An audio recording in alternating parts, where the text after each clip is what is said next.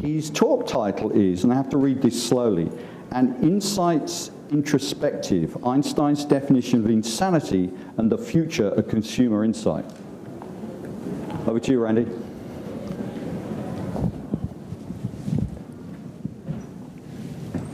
Hi, everyone. Is this working? Yeah, I could hear it. Yeah, I was going for the Bare Naked Ladies approach to conference branding. I want to start with a question and try and be honest, try and be genuine in your response to this. How many of you would send your kid to a school that had the same climate as your companies in terms of fostering curiosity? Okay, pretty good. Some hands, a lot of hands down. I think I'm trying to be provocative in that really curiosity is so important. It's really the wellspring of what we do in Insights. It's a source of imagination, it's a source of creativity, and it's a source of challenging what it is we're doing. And really that's the point of this presentation is, are we really engaged in challenging what it is we're doing when there are so many calls for change in this industry and change is happening so slowly?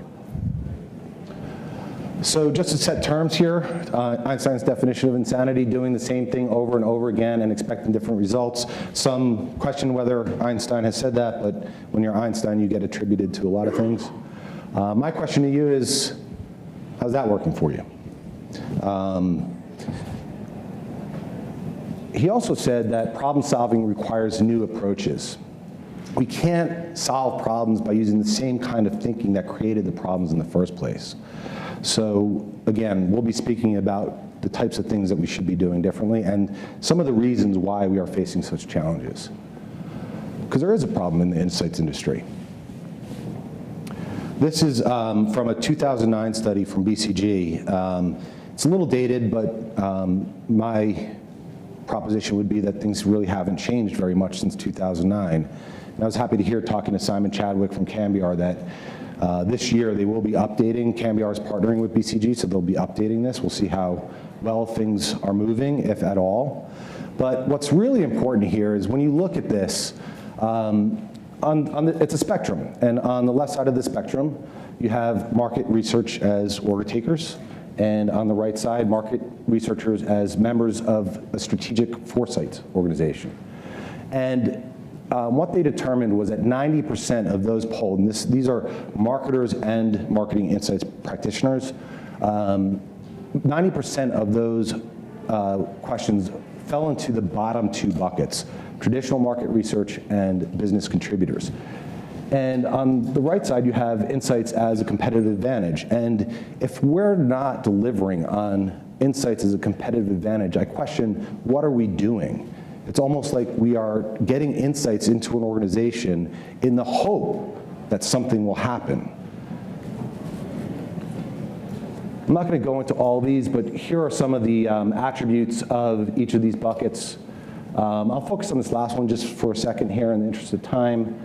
Insights is a competitive advantage. It's strategic research is a priority.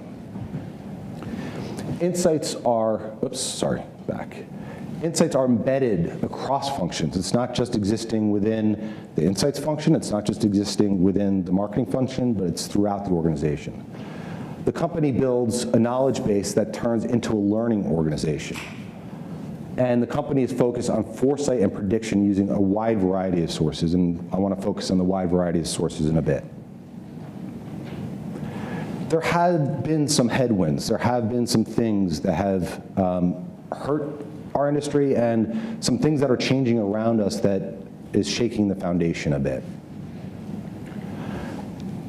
I'll give you the two things in broad buckets. One is structural, and the other is the expectations that's placed upon what being an insights professional is all about, the competencies and skills that are being asked of us. So some of the changes in resources, we used to have bigger teams, I would suggest, and more funding for what we're doing. And now we have smaller teams being asked to do the same amount of work, if not more, and we're looking for funding. In terms of speed, it's not that we had all the time in the world, but we could really have the time to tackle a business issue with the necessary time. And now everything's a fire. I used to say, it ceases to be a fire drill when you're operating in fire drill mode all the time, and I think are operating in fire drill mode a lot. Independence. Structurally, it used to be more often the case that insights was an independent pillar within an organization, so you had access to C-suite leadership, you had control of your funding and what you spent it on, you could decide. But now, a lot of organizations are reporting to marketing, to the CMO. And marketing is determining how many of its limited funds are going to insights and what the priorities are. So that's changed quite a bit. I'm not saying either model is better or worse, but it's just a shift in how we're structured. And then lastly, what's expected of us as insights professionals. Used to be, you could be just a great technical researcher. In fact, that was the most important thing probably, to know things like sampling, things like what the right methodology is to tackle particular business issues. Now, we're being asked to have many, many different mindsets. It's not good enough just to be a good researcher. We need to think very differently. In terms of where the resources are shifting, this is from the 2015 Future of Research report from Cambiar. You see quite a few changes. Most of the things, this is what % of clients are expected to do more or less in the next 5 years. And you could see most of the things that are going to increase dramatically are digital and data oriented. The things that we're going to be doing less of are the more traditional things that we had been doing. But this is a title from an article in Fast Company, Why Small Data is the New Big Data. This industry likes to go through cyclical swings. It's a pendulum. And we've been on this big data train for quite a while. We're starting to sense that we're losing touch with our consumers. So just recently, Martin Lindstrom came out with a book called Small Data, The Tiny Clues That Uncover Huge Trends. Not always in agreement with Martin Lindstrom, but I like the fact that someone with the prominence that he has within our industry is talking about this. And Eric Bradlow is the chairperson for the marketing department at Wharton, and he says, the science of psychology, why people are doing what they are doing, in traditional marketing research provides a great complement to what can be measured. There is a big shift in thinking that big data is really good at understanding what is happening and even predicting what will happen, but it cannot predict why it's happening. And while prediction is important, and we're all focused on this, I mean, foresight is probably one of the bigger buzz terms in marketing research right now. Prediction without understanding why means that you are less likely to be able to repeat things. You really need to know why things are happening and why consumers feel the way they do in order to replicate success. So what can we do? What can we change for greater impact? There's a great quote. This Joe Tripodi used to be the CMO of Coca-Cola, so some of you here might be familiar with him. He's now at Subway, but he says, if you don't like change, you'll like irrelevance a whole lot less. And focusing on what we can do, the competencies, what's being asked of us. There are many new roles for the modern marketing researcher. The scientist and the sleuth. The scientist is the person who has the understanding of the foundational principles of consumer behavior, of methodology. And the sleuth is the person who is relentlessly tracking down information to solve a mystery. At Olson's Altman, we have a book club. Our current book is called Curiosity. It's written by Ian Leslie, highly recommended. He talks about marketing, well, in general, we often try and solve puzzles. And I would say marketing research often sees business issues as a puzzle. When in reality, the things we're trying to solve are mysteries. What's the difference between a puzzle and a mystery? A puzzle has a solution. Yeah, there might be missing pieces to it, but in general, you can see an end to that problem. When most of the problems, especially the deep foundational problems that we're trying to solve, consumer behavior, consumer thinking, some of the things that Aaron was talking about earlier, they're not a puzzle. There's no end game here. There's no solution. It's a mystery. Yes, you can get deeper clues to leapfrog your understanding of what's going on with that mystery, but there's no stopping the investigation. So I think we should really be thinking in these type of terms a lot more. We have to be as good often in terms of our understanding of marketing as our marketers. How can we solve their issues if we don't understand their problems better? So that's another aspect that is changing. We have to be a salesperson. Often, especially when it comes to this new generation of thinking and the tools that we're using within marketing research, it's hard to change when you have such inertia like we've had over decades and decades of doing the same types of research, whether it's survey methodology, focus groups, and that's what our marketers are used to. Suddenly you're coming to them and saying, what we had been doing isn't good enough, so trust me on this. Here's another methodology I think we should do. That's difficult. You need to be a good salesperson in order to get that to happen. You need to be a champion advocate. You could have the best insight in the world. It's going nowhere if you can't get it embedded and institutionalized in your organization. So you need to be a champion advocate, even an evangelist for your insights. You have to be a strategist. What does all this mean? You have to now help the marketers figure out what to do with the insights that we're generating. So we have to be a lot more solutions oriented. It's not a transactional thing where here's your insights, good luck with that. It's what does this mean? Where will this take us? Why is this important? And lastly, brand steward. I mean, many of you have probably seen in your organizations on brand teams, the rotation of marketers is incredibly fast. People are on brand teams for a year and a half, 2 years. They rotate. That's not necessarily the same in insights. Sometimes we're on a team for 3 years on a brand, and you become the expert. And by being a steward, that's more than being an expert. That is being the caretaker of that brand. That is not doing things that are going to harm your brand and doing the things that are going to help and enhance your brand. And often that in and of itself is difficult and takes some courage.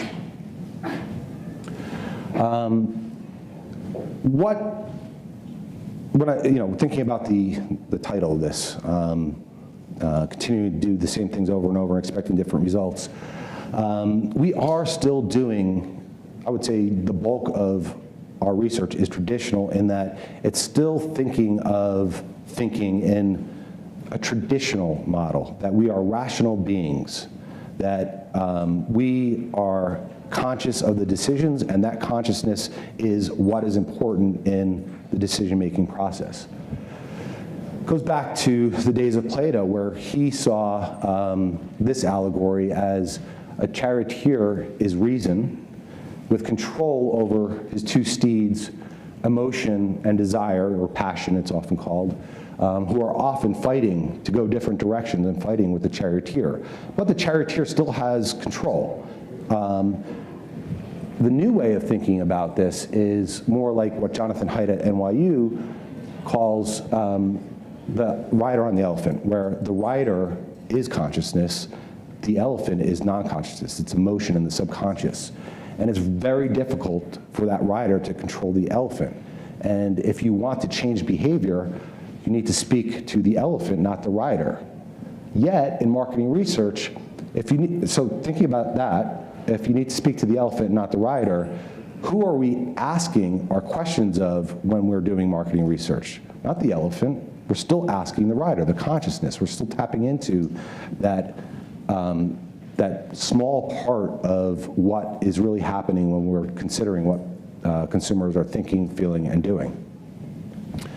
And Daniel Kahneman, who had the best-selling book that we heard, System 1 and System 2, it's kind of gotten embedded in what we do now, which is a good thing, and that is thinking fast and thinking slow, that we do have these two modes of thinking, and most often we're thinking in System 1, fast. It's a very efficient, I call the mind an efficiency machine. It's a law of least effort. I think that's a Kahneman term. We try and do things with the least amount of effort. We think of, pulling into a supermarket, we look for the spot closest to the store. The mind acts similarly. And don't take my word for it. Here's just a few quotes from some people who have been thinking hard about this. We are not thinking machines that feel, rather we are feeling machines that think. Jonathan Haidt, the mind is divided like a rider on an elephant. The rider's job is to serve the elephant. We saw that one already. Kahneman, people are not accustomed to thinking hard and are often content to trust a plausible judgment that quickly comes to mind. And I like this one. It's from a forensic psychologist. The brain abhors a vacuum. It fills in information that was not there. And that is true. Think about how many times you sat behind the glass of a focus group. Consumers are instinctually and evolutionarily programmed to have an answer for things. How often do you hear, I don't know? So they're going to give you an answer, but how close is that to the truth, or are they just filling a vacuum? I want you to consider some techniques that are based on social sciences that will get you to the deeper insights, because tapping into that conscious thinking, the rational thinking that has driven most of marketing research for decades and decades is my sense of insanity. We need to do something different. So there are things derived from the social sciences, cognitive sciences, behavioral economics. This is semiotics. It's similar to linguistics in the study of signs and symbols. Ethnography. Consider whether or not you're actually doing an ethnography or just doing an in-home interview. Ethnography is an understanding of culture and is an analytic approach. It's not just doing the thing, but doing it a certain way. Neuroscience, fMRIs, EEGs. Again, this was the shiny new toy for a long, long time and still is to some degree. It's impractical, but also what I sometimes call, and if you'll forgive me, brain porn. You see these beautiful images of the brain, and my colleague yesterday was telling me about the study where if you had a response to a question and it was standing on its own, you had that same response to a question and it was combined with an image of a brain scan, it was significantly more believable if it was combined by a brain scan, but it didn't explain anything further, okay? Biometrics, we saw eye tracking, how that can be incredibly supplemental to insights. And a lot of what I'm talking about here, it is the notion of triangulating. It's looking at things through multiple angles to get to a better answer. Predictive markets, this is from behavioral economics. Implicit association tests, we just heard Aaron, we do something similar here, but it's really trying to, in a quantitative sense, tap below the surface and understand what consumers are truly feeling. And metaphor elicitation, which is another thing that Olson-Zaltman does. I want to leave you with the last Einstein quote. I have no special talent, I'm only passionately curious. It's why I wanted to start with this notion of curiosity and how it's so important and fundamental to what we do. Don't be satisfied with answers, don't be satisfied with questions. Question the questions that you're getting and think through, do we know all we can know about this, and what more can we learn? That's it.